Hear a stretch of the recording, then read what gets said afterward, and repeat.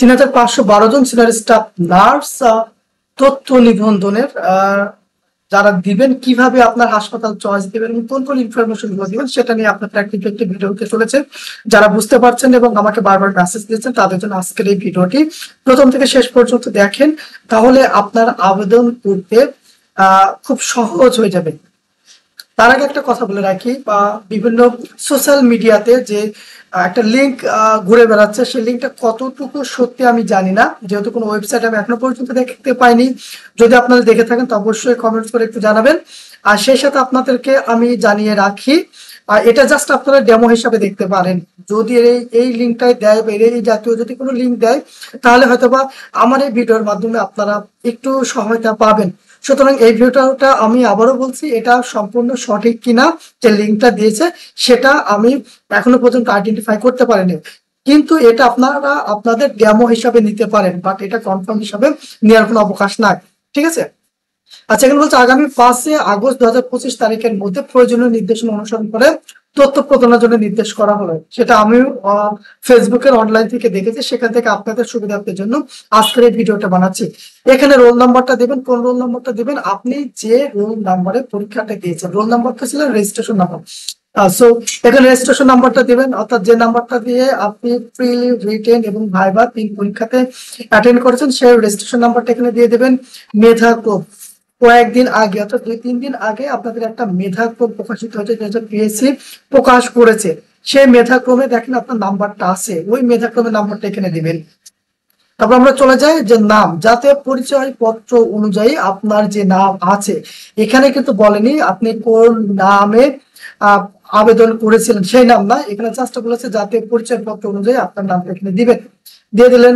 আপনার এখানে ইংরেজিতে অ্যাকর্ডিং টু এনআইডি অর্থাৎ ন্যাশনাল বা আইডেন্টিটি অর্থাৎ জাতীয় পরিচয় পত্র অনুযায়ী এখানে আপনি আপনার নামটা দিয়ে দিলেন। অনুরূপ ভাবে আপনার বাবার নাম বাংলায় দিবেন, সেটা জাতীয় পরিচয় পত্র অনুযায়ী। এখানে হচ্ছে আপনার মাতার নাম দিবেন জাতীয় পরিচয় পত্র অনুযায়ী।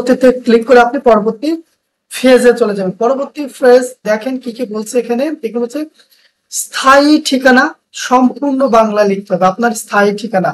সেখানে আপনার ঠিকানা দিলেন এখানে।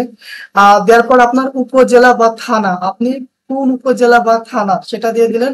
আপনার নিজ জেলা, অর্থাৎ এটা এখানে আপনারা একটু কনফিউশন হয়ে যেতে পারেন, বলেছেন স্থায়ী ঠিকানা অর্থাৎ আপনার বার্থ প্লেস, সেটা আপনার স্থায়ী, সেই স্থায়ী ঠিকানাটা আপনি দিবেন।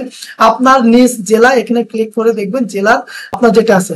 তারপরে যাওয়ার পর আপনি পরবর্তীতে ক্লিক করবেন। এই পরবর্তীতে ক্লিক করে দিলাম।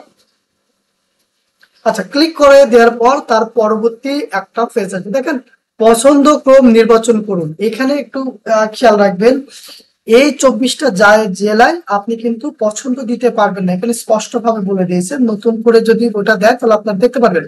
বলেছে মাদারীপুর, নরসিংদী, গাজীপুর, রাজশাহী, নাটোর, চাঁপাইনবাবগঞ্জ, জয়পুরহাট, বগুড়া, সিরাজগঞ্জ, পাবনা, নওগাঁ, রংপুর, দিনাজপুর, নীলফামারী, গাইবান্ধা, ঠাকুরগাঁও, পঞ্চগড়, লালমনিরহাট, যশোর, মেহেরপুর, নড়াইল, চুয়াডাঙ্গা, পিরোজপুর, ঝালকাঠি সহ মোট 24টি জেলা ব্যতীত, অর্থাৎ এই জায়গাতে আপনাদের কোনো পদসংখ্যা ফাঁকা নেই। তাহলে যারা মনে করছেন এই জেলার আপনাদের নিজ জেলাতে পোস্টিং নেবে, আমি বলবো যে হয়তো বা এই মুহূর্তে আপনাদের সেটা সম্ভব হবে না। আচ্ছা, জেলা পছন্দের নির্বাচনের দিক নির্দেশনা, এটা বলেছে যে আপনার পছন্দের জেলা ক্রম অনুসারে নির্বাচন করুন। মোট 40টি জেলার প্রতিটির জন্য অবশ্যই আলাদা পছন্দ ক্রম প্রদান করতে হবে। কোন ক্রমে একই জেলা পছন্দ তালিকায় একাধিকবার দেওয়ার সুযোগ নেই, অর্থাৎ আপনি একটা জেলা দিয়েছেন মাদারীপুর, সেই মাদারীপুরটা আবার দ্বিতীয়বার দেবেন এরকম কোনো সুযোগ নেই। প্রতিটি জেলার পাশে সে জেলার শূন্য পদের সংখ্যা প্রদর্শিত আছে, সেটা আপনারা দেখতে পাবেন, আমি দেখাবো। এখানে আপনারা বেশ কিছু টেকনিক খেয়াল রাখবেন, যে আপনার মেরিট লিস্ট যদি সবার আগে থাকে তাহলে সেই জায়গায় যদি পদের সংখ্যা পর্যাপ্ত পরিমাণে থাকে তাহলে কিন্তু অন্যদের থেকে আপনি এগিয়ে থাকবেন। আপনার মেরিট লিস্ট যদি 300 হয়, 200 হয়, 100 হয়, তাহলে কিন্তু 100 যদি হয় আপনার মেরিট লিস্ট, তাহলে আমি বলবো যে আপনার নিজ জেলা যেটা, সেখানে যদি পদসংখ্যা ফাঁকা থাকে 5টা হোক, 15টা হোক, 20টা হোক দিলে কিন্তু আপনার সেখানে পোস্টিং পাওয়ার সম্ভাবনা আছে বলে আমি পার্সোনালি মনে করি।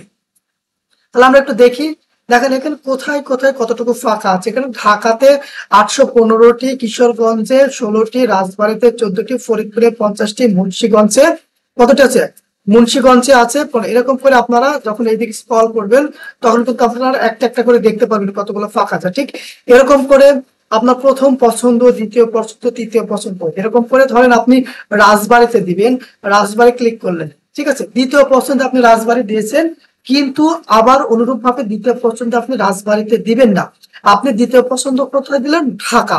তারপর আপনি তৃতীয় পছন্দ কোথায় দিলেন, তৃতীয় পছন্দ আপনি এইদিকে চলে আসলেন, মুন্সিগঞ্জে দিয়ে দিলেন। এটাই বলেছে যে একই পছন্দে দ্বিতীয়বার দেওয়া যাবে না, যেহেতু এখানে প্রথম পছন্দ রাজবাড়ি দেওয়া হচ্ছে, আপনি তৃতীয় পছন্দ কিন্তু রাজবাড়ি দিতে পারবেন না। এরকম করে আপনি 40টা পছন্দ দিতে পারবেন। এই পছন্দ আপনার নির্ভর করবে আপনার মেধাক্রম এবং আপনি যেখানে নিতে চাচ্ছেন সেখানে পদসংখ্যা কতটুকু ফাঁকা আছে। তো ওটা দিলেন, অর্থাৎ এতক্ষণ ধরে আপনি যে আবেদন করলেন আপনার মন্তব্য কি থাকতে পারে সেই মন্তব্যটা এখানে দিয়ে দিলেন। আচ্ছা, দেওয়ার পর আপনি এখানে চলে আসলেন যে আমি ঘোষণা করছি যে এই ফর্মে প্রদত্ত সকল তথ্য সঠিক এবং সত্য, আমি জেনে ও বুঝে আমার তথ্য প্রদান করছি। অর্থাৎ আপনি এতক্ষণ যে তথ্যগুলো দিলেন সেটা কিন্তু এখানে আপনি জেনে বুঝে পূরণ করছেন। এখানে হা দিয়ে দিলেন। হা দেওয়া মানে হচ্ছে যে আপনি যেটা পূরণ করছেন সেটা আপনি জেনে বুঝে দিচ্ছেন, অর্থাৎ আপনার স্বাক্ষর। দেন তারপরে এখানে এই জুমা দিনের এখানে আপনি ক্লিক করলে কিন্তু এই ডেটাটা সেভ হয়ে যাবে। আশা করি ভিডিও থেকে আপনারা উপকৃত হয়েছেন। ভিডিওটা লাইক, কমেন্ট এবং শেয়ার দিয়ে রাখেন। এবং আবারও বলছি যে এটা আমি ভেরিফাইড কোনো পেজে পাইনি এখনো পর্যন্ত, ওয়েবসাইটে, সরকারি যে ওয়েবসাইট গুলো আছে সেখানে পাইনি। যদি কেউ পেয়ে থাকেন একটু কমেন্টস করে একটু জানিয়ে দেন। জাস্ট এটা আপনাদের সুবিধার্থের জন্য ডেমো হিসেবে দেওয়া হলো। সে পর্যন্ত সকলে ভালো থাকবেন, সুস্থ থাকবেন।